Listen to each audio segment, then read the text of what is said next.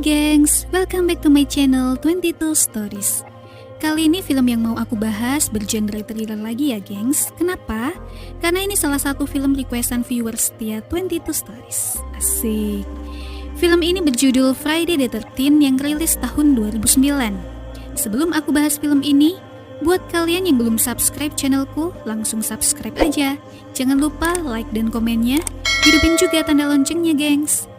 Oke, langsung let's go.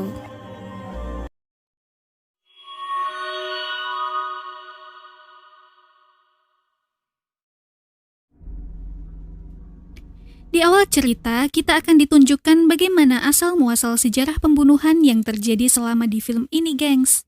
Semua berawal pada tanggal 13 Juni 1980 di perkemahan Crystal Lake. Emaknya Jason sedang mengejar seorang wanita dan berniat akan membunuhnya. Emaknya Jason berkata bahwa ia akan membalas dendam karena anaknya, si Jason, dibiarkan tewas tenggelam. Namun tiba-tiba, wanita yang dikejar itu kemudian menebas leher emaknya Jason. Jason yang ternyata saat itu masih hidup, menyaksikan saat emaknya dibunuh dan dendamnya pun dimulai. What they did to you, for what they did to me. Kembali ke masa sekarang, 5 orang muda-mudi sedang melakukan camping. Mereka bernama Whitney, Wade, Amanda, Richie, dan Mike. Tujuan Wade dan Richie di sana sebenarnya adalah untuk mencari pohon ganja dan akan menjualnya. Namun, karena hari itu sudah sore, mereka terpaksa harus mendirikan tenda di tempat itu sebelum gelap. Malam tiba dan mereka menyalakan api unggun. Saat itu, Wade menceritakan kejadian yang terjadi 20 tahun yang lalu di tempat mereka camping. Kejadian yang Wade ceritakan adalah pembunuhan terhadap emaknya Jason 20 tahun silam. Tapi, teman-temannya malah menganggap cerita itu cuma bualan.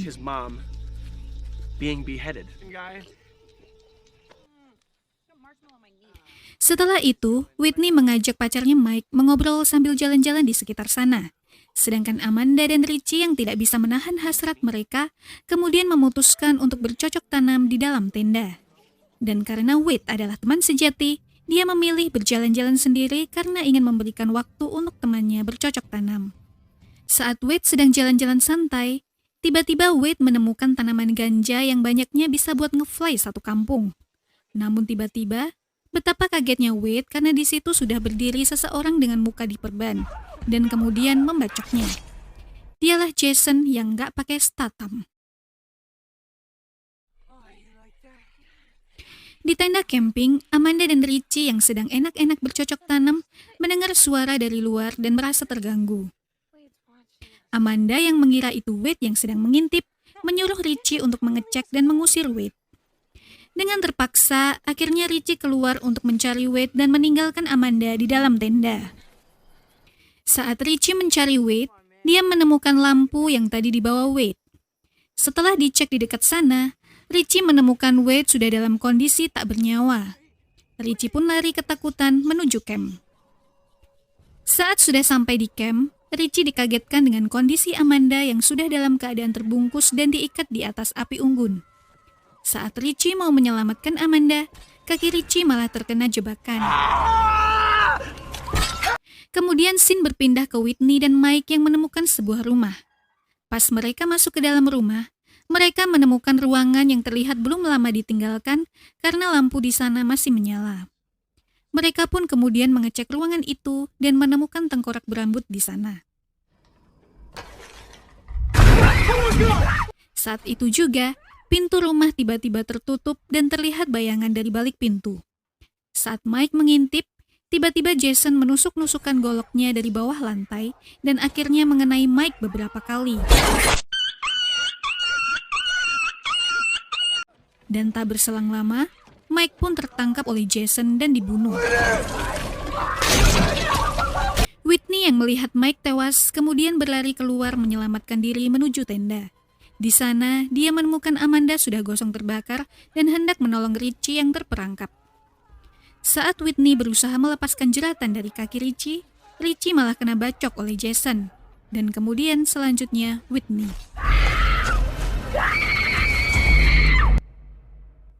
Next, kita Ternyata diajak ke 6 minggu setelah kejadian itu. Segerombolan anak muda sedang mampir ke sebuah pom bensin dan warung kelontong.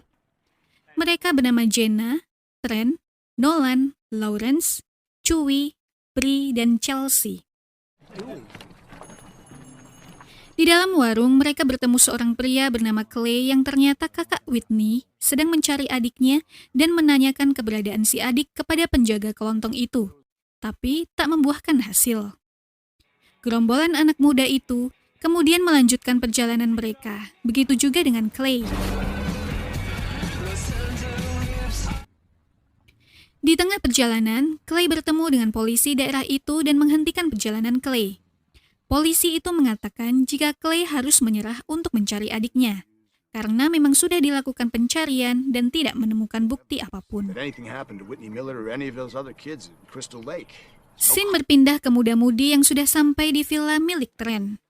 Ceritanya, di sini Trent anak orang kaya, gengs. Setelah sampai di villa, mereka bersenang-senang, bercanda ria, minum ciu bersama, maklum anak muda. Sampai akhirnya Nolan dan Chelsea memutuskan untuk pergi menjemput ajal. Maksudnya pergi ke danau untuk bersenang-senang. I trust you. Oh, and can you do me a favor? Setelah itu, Clay yang masih mencari Whitney sampai akhirnya tiba di villa yang didatangi oleh Jenna dan kawan-kawan. Jenna yang merasa iba, kemudian mengajak Clay untuk masuk ke villa. Namun Trent yang tidak menyukai Clay langsung mengusir Clay keluar dari villa. No. He's got to get going. You got flyers to pass. Tapi karena Clay lebih gagah, lebih ganteng dari Trent, lantas membuat Jenna menyusul Clay dan membantu mencari Whitney. Ada bumbu-bumbu perselingkuhan nih. Kemudian adegan berpindah ke seorang pria, sebut saja namanya Bagong. Bagong yang habis dari hutan, membawa sesuatu di karungnya yang ternyata isinya daun ganja. Tak berselang lama, saat dia sedang nge-fly menikmati ganjanya, dia mendengar suara dari lantai 2. Saat Bagong mengecek lantai 2, dari belakang muncul Jason yang hendak menyerang Bagong. Bagong yang melawan sempat membuka penutup muka Jason. Jason yang sigap langsung melibas leher Bagong dengan goloknya.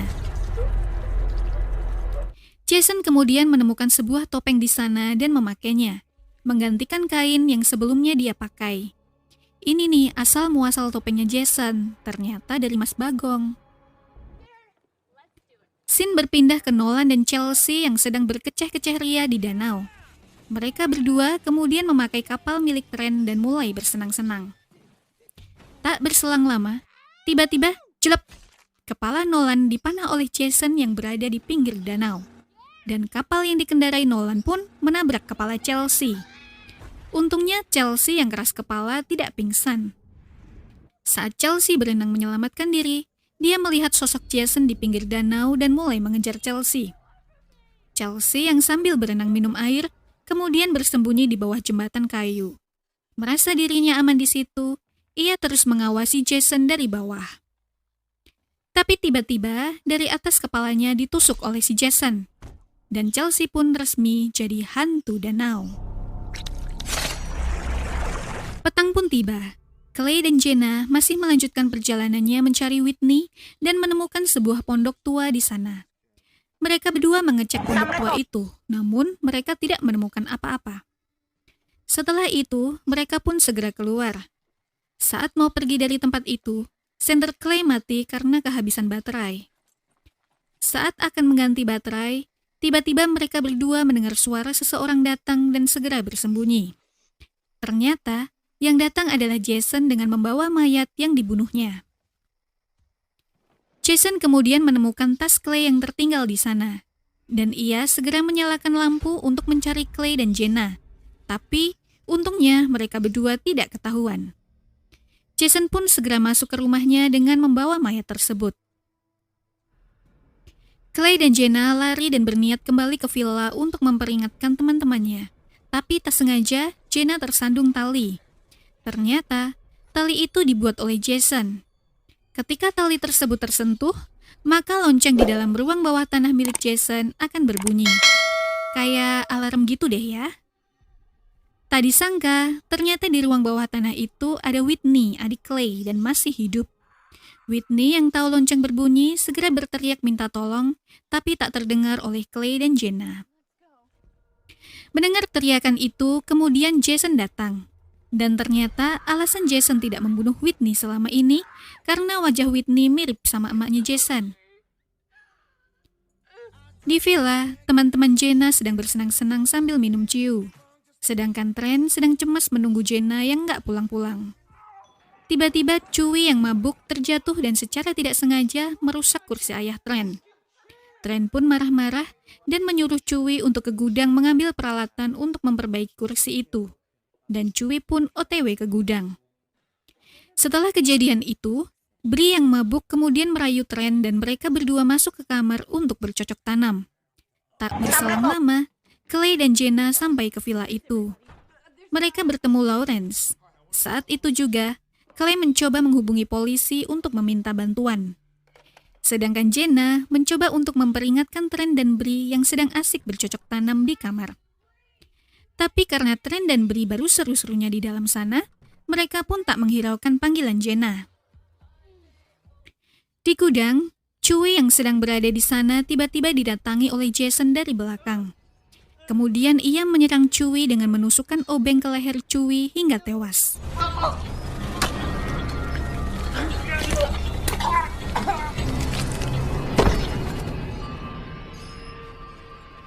Setelah itu, Jason mendatangi villa tersebut dan dari balik jendela, Jason melihat Trent dan Bree yang lagi enak-enak.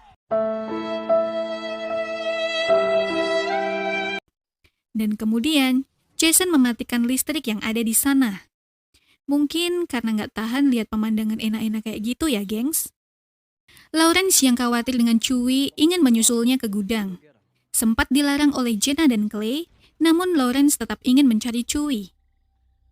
Sesampainya di gudang, Lawrence memeriksa dan menemukan keganjilan di sana. Tiba-tiba, dia dikagetkan oleh mayat Chewie dan Jason menghadangnya dari belakang. Lawrence sempat melawan dan lari dari Jason. Namun karena Jason sudah terlatih, kemudian Jason mengeluarkan ilmu ajian kapak terbang dan mengenai punggung Lawrence. Ajian kapak terbang. Setelah itu, Jason mendatangi Lawrence yang terluka parah dan akhirnya mengeksekusinya. Trent yang mengetahui dirinya dalam bahaya, kemudian naik ke lantai 2 dan mencari pistol yang ia sembunyikan. Disusul oleh Bree dari belakang, namun di ruangan yang berbeda. Bree melihat jendela terbuka dan mengecek yang ada di sana. Tapi tiba-tiba, Jason sudah berdiri di belakangnya dan membekap Bree. Seketika itu juga Bree dibunuh dengan cantolan baju di pintu, dan Bree pun tewas. Tak berselang lama, polisi datang dan mengetuk pintu. Saat akan dibuka Clay dan Jenna, tiba-tiba Jason melompat dari lantai 2 dan menusuk mata polisi itu hingga tewas. Clay dan Jenna kemudian lari ke atas dan bertemu dengan Trent. Mereka mengecek keadaan sekitar dan mengetahui fakta jika Bree sudah mati. Mereka bertiga kemudian berusaha melarikan diri keluar villa. Mereka lari ke hutan secara terpisah. Clay kabur bersama Jenna dan Trent pun sendiri. Trent terus berlari sampai akhirnya dia tersandung dan pistolnya jatuh ke air. Karena gelap, ia tak dapat menemukan pistolnya itu. Dia pun terus lari ke jalan dan kebetulan ada mobil yang melintas. Mobil itu pun berhenti. Kemudian sang sopir menyuruh Trent untuk datang mendekat. Saat Trent mendekati mobil tersebut, tiba-tiba Jason sudah berada di belakang Trent dan langsung menusuknya dengan golok dan kemudian ditancapkan ke belakang mobil itu. Melihat kejadian itu, mobil itu langsung kabur dengan modifikasi ala Jason. Scene kemudian berpindah ke Clay dan Jenna. Mereka menemukan rumah lama Jason dan masuk ke sana. Whitney yang mendengar suara dari atas langsung berteriak minta tolong. Clay dan Jenna yang mendengar teriakan Whitney kemudian mencari jalan menuju ke bawah dan masuk ke sana. Sampai akhirnya, mereka bertemu dengan Whitney dan menolongnya.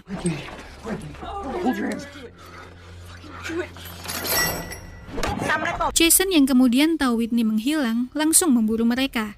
Saat mereka bertiga mencari jalan keluar, Jenna malah tertangkap dan dibunuh oleh Jason.